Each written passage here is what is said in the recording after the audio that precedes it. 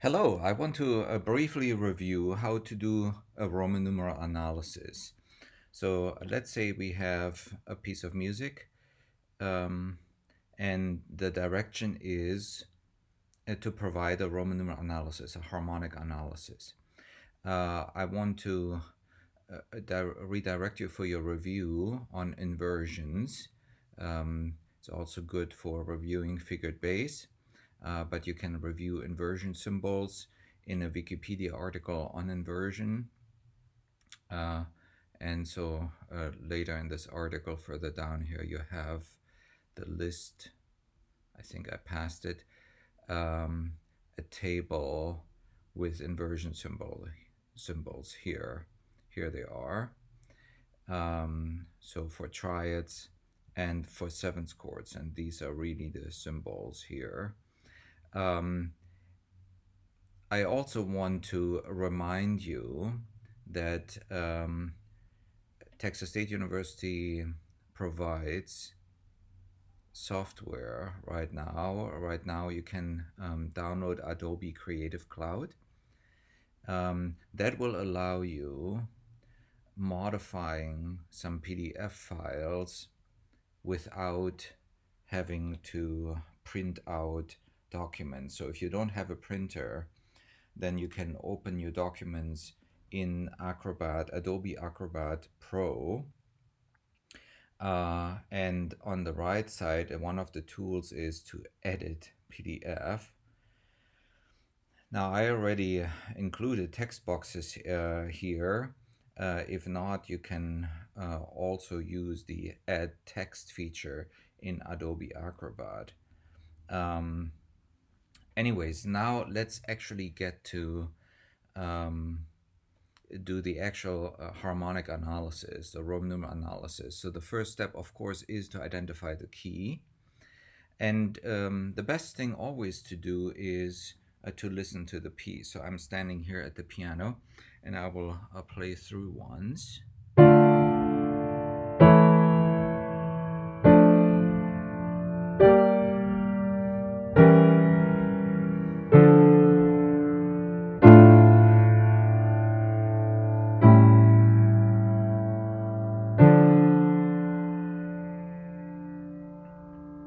And then we can pick up on the tonic. Na, do.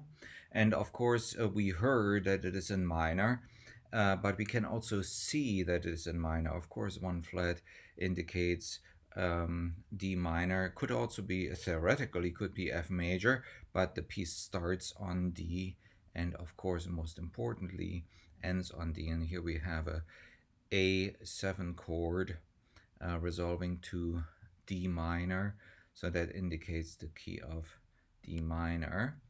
So I will write D here. And then if the text box size changes, you can modify that. Anyways, we can readjust this later. I can actually delete all the lines and spaces here right now. So the first chord, so we have to identify the pitches. Of course, we have D, F, A. So the best is to bring a chord, at least in our minds, in the root position. So D, F, A would be a Roman 1 because it's a triad built on the first scale degree in D minor. And it is in root position. The next chord, so whenever you see a fourth, then most likely the upper note is the root of the chord. So A, C sharp, E. A, C sharp, E, of course, is Roman 5.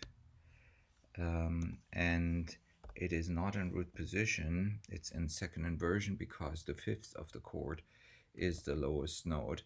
And of course, when we handwrite it or with the correct music font, we would write the 6 as a superscript, so higher up, and the 4 below it. But for making this easy, I'm just writing them next to each other the inversion symbols. Okay, so then we have D, F, A. It's a D minor triad, so it's a 1 chord, but the F is the lowest note, which is the third of the chord, which means it's in first inversion. The next chord, we have G, B flat, of course, always consider the key signature, G and D. So G, B flat, D, that is a Roman 4 chord. The G, the root of the chord, is in the bass, so it's in root position.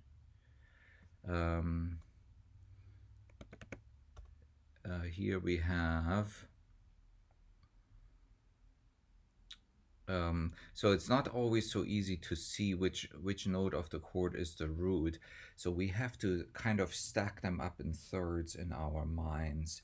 So if we would start an E, G, then C sharp doesn't fit into this. So but if we start on C sharp, a third higher is E, a third higher is G, a third higher is B flat. So it's actually a C sharp 7th chord, and C sharp, E, B, C sharp, E, G, B flat is of course a fully diminished 7th chord. C sharp in the key of D is the 7th scale degree, so it's Roman 7, fully diminished. I use the O for it. If it would be in root position, I would write 7, but it's not, because the E is the lowest note, which is the third of the chord, so the inversion symbol is 6-5. So that is our chord. The next one, D, F, A, that's a D minor chord, so Roman 1. Next we need to, of course, consider that the C sharp is valid for the entire measure, so that comes into play for the last chord in this measure. But in this case we have D, F, A. D, F, A would be the chord in root position. The 5th of the chord is in the bass, so that is a 1-6-4. This is what we call a cadential 6-4 chord. It comes at a cadence point. It really has a dominant function, and usually leads to 5. So 5 is A, C sharp. Here that C sharp holds over through until the bar line. So A, C sharp, E, G.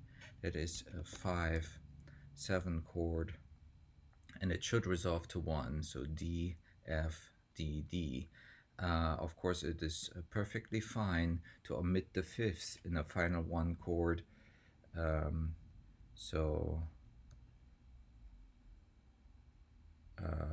And the composer did that here, omitted the 5th. Anyway, so now I provided a Roman numeral analysis. So again, we need to consider all the notes that we see. Now in this case there are no non-chord tones. With non-chord tones it makes it more difficult. There's a separate video on non-chord tones, so please watch that. But we need to identify the triad or the 7th chord and relate that to the key in which the piece is.